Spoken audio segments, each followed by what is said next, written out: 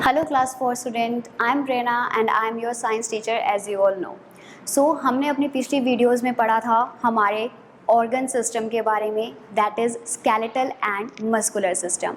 आज हम अपनी क्लास में पढ़ेंगे हमारे न्यू ऑर्गन सिस्टम्स के बारे में, that is respiratory and circulatory system. आज हम किसके बारे में पढ़ेंगे? Respiratory and circulatory system. So let's start with our respiratory system.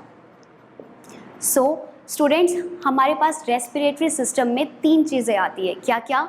Nasal cavity, trachea and lung. The respiratory system consist of nasal cavity. क्या क्या चीज़ें आती है? Nasal cavity, trachea. ट्रैकिया का दूसरा नाम क्या होता है? विंड पाइप, क्योंकि ये पाइप की तरह होता है और इसके अंदर से एयर पास होती है, तो इसलिए इसका दूसरा नाम क्या है? Wind pipe. And the third one is lungs. ये तीनों मिलके हमारे पास एक सिस्टम बनाते हैं जिसको हम क्या बोलते हैं? Respiratory system. तो respiratory system consist of nasal cavity, trachea and lungs. As you can see here in the picture, this is nasal cavity, this is pipe like structure, that is trachea and this is lungs. और ये हमारे पास क्या है? Lungs. ये तीनों मिलके हमारे पास एक सिस्टम बनाते हैं, उसे हम क्या बोलते हैं?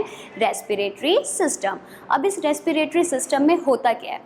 सो see, we breathe in air through our nostrils. Nostrils क्या होती है? हमारे पास नोज। हम क्या करते हैं? एयर को अपनी बॉडी के अंदर कैसे लेके जाते हैं? अपनी नोज से। जैसे कि हम ब्रीथ इन, जब हम ब्रीथ इन सांस लेते हैं तो हमारे पास जो एयर होती है वो हमारी बॉडी के अंदर जाती है। तो हम सांस कहाँ से लेते हैं? हमारी नोज से। जब हम अब सांस लेते हैं नोज से, तो जो एयर होती है वो जाती है सबसे पहले कहाँ पे? नेसल कैविटी में। कहाँ पे जाएगी एयर हमारे पास? सबसे पहले नेसल कैविटी में। नेसल कैविटी से होते हुए वो एयर हमारे पास जाएगी इस पाइप में, और इस पाइप का नाम हमारे पास क्या था? ट्रैकिया। और ट्रैकिया का दूसरा नाम क्या है हमारे पास? Wind pipe. तो जैसे ही हमने सांस ली हमारी नोस्ट्रिल से, वो सांस हमारी कहाँ, वो एयर हमारे पास कहाँ पे गई? नेसल कैविटी में। नेसल कैविटी से फिर वो एयर हमारे पास आई ट्रैकिया में, और ट्रैकिया के बाद वो एयर हमारे पास चलेगी हमारी लंग्स में, and further moves to the trachea and then enters the lungs. This is called inhalation. इस प्रोसेस को हम क्या बोलते हैं? Inhalation.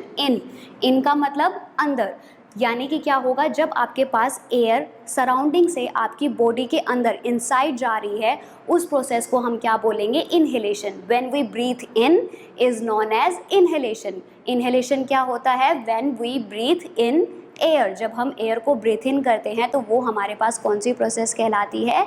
Inhalation. The lungs diffuse oxygen through the blood stream into the body. अब जब यहाँ पे हमारे पास एयर आ चुकी है तो लंग्स का काम क्या होता है? लंग क्या करता है? उस एयर को डिफ्यूज यानी कि स्प्रेड कर देता है पूरी बॉडी में।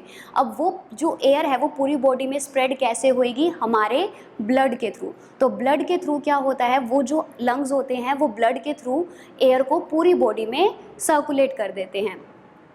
फ्रॉम द लंग्स, अब लंग से क्या होगा? Air filled with carbon dioxide. अब एज यू ऑल नो कि हम क्या करते हैं? एयर को ब्रीथ इन कर रहे हैं। अब उस एयर में हमारे पास सारी गैसेज हैं, ऑक्सीजन भी है और कार्बन डाइऑक्साइड भी है, पर हमारी बॉडी को क्या चाहिए होता है? ऑक्सीजन, और हम कार्बन डाइऑक्साइड रिलीज कर देते हैं। तो जब हमारे पास एयर हमारी नोस्ट्रिल से होते हुए नेसल कैविटी, ट्रैकिया और लंग्स में आई, तो उस एयर में ऑक्सीजन भी है और कार्बन डाइऑक्साइड भी है, पर हमारी बॉडी को तो क्या चाहिए? ऑक्सीजन। तो लंग्स क्या करते हैं? जो ऑक्सीजन वाली एयर होती है उसको तो पूरी बॉडी में ब्लड के थ्रू सर्कुलेट कर देते हैं, पर जो कार्बन डाइऑक्साइड होती है उसका क्या होता है? तो क्या किया जाता है? लंग्स क्या करते हैं? जो कार्बन डाइऑक्साइड वाली एयर होती है उसे सेम वे से, सेम रास्ते से वापस बाहर भेज देते हैं। जैसे कि अब यहाँ पे हमारे पास एयर आ चुकी है कार्बन डाइऑक्साइड वाली। अब वो कार्बन डाइऑक्साइड वाली एयर क्या होगी? रिवर्स। यहाँ पे आपके पास इस तरीके से इनहेलेशन हुआ है ना, अब क्या होगा? जो कार्बन डाइऑक्साइड वाली एयर होगी वो लंग्स से कहाँ जाएगी? ट्रैकिया में। ट्रैकिया से वो जाएगी नेसल कैविटी में, और फिर वो चली जाएगी हमारे पास बाहर, आउट, एक्सेल, यानी कि एग्जिट हो जाएगी। तो उस प्रोसेस को हम क्या बोलते हैं? एक्सेलेशन। ई एक्स यानी कि एक्सेलेशन, एग्जिट। एयर का एग्जिट हो जाना। तो यहाँ पे हमारे पास क्या हो गया, इस प्रोसेस को हम बोलेंगे एक्सहेलेशन। जब हमारी बॉडी से कार्बन डाइऑक्साइड वाली एयर को बाहर रिलीज कर दिया जाता है उसे हम बोलते हैं exhalation. So breathe in is known as inhalation and breathe out is known as exhalation. अब ये दोनों प्रोसेस जब इकट्ठे की जाती है, breathe in breathe out, breathe in breathe out, ये टोटल हमारा क्या कहलाता है, रेस्पिरेशन। क्या कहलाता है, रेस्पिरेशन। दिस एंटायर प्रोसेस, कौन सी process, breathe in and breathe out is known as the respiration. अब ब्रीथ इन क्या होता है, इनहेलेशन, और ब्रीथ आउट क्या होता है, एक्सहेलेशन। और ये तीनों मिलके हमारे पास क्या बना देते हैं, पूरा एक रेस्पिरेटरी सिस्टम। तो रेस्पिरेटरी सिस्टम में क्या होता है, हमारे पास जो एयर होती है वो हमारे लंग्स में आती है, लंग्स से जो हमारे पास ऑक्सीजन वाली एयर होती है वो पूरी बॉडी में चली जाती है, और जो कार्बन डाइऑक्साइड वाली एयर होती है वो हमारी बॉडी से बाहर चली जाती है। तो इस प्रोसेस को, कौन सी प्रोसेस को, इनहेलेशन और एक्सहेलेशन की प्रोसेस को हम क्या कहलाते हैं, रेस्पिरेशन। तो ये था आपका रेस्पिरेटरी सिस्टम। अब हमारा नेक्स्ट क्या था, सर्कुलेटरी सिस्टम। अब हम अपने नेक्स्ट ऑर्गन सिस्टम के बारे में पढ़ेंगे जो कि हमारे पास क्या है, circulatory system. Circulatory system is an organ system that help to transport blood which carries nutrients, oxygen and other essential substances to different part of the body. Circulatory system में क्या होता है कि आपके पास जो पूरी बॉडी के अंदर आपको न्यूट्रिएंट्स होते हैं, ऑक्सीजन होती है, या कोई भी एसेंशियल सब्सटेंस जो आपकी बॉडी को चाहिए उसे पूरी बॉडी में ट्रांसपोर्ट यानी कि पूरी बॉडी में सर्कुलेट करता है, उसे हम बोलते हैं circulatory system. Circulatory system consist of, जैसे कि अब रेस्पिरेटरी सिस्टम में क्या क्या चीज़ें आ रही थी, नेसल कैविटी, ट्रैकिया एंड लंग्स। वैसे ही हमारे पास ये है सर्कुलेटरी सिस्टम, वो क्या कंसिस्ट करता है, heart, blood and blood vessels, इन तीनों से मिलके हमारा पूरा एक सर्कुलेटरी सिस्टम बनता है। तो circulatory system consist of heart, blood and blood vessels.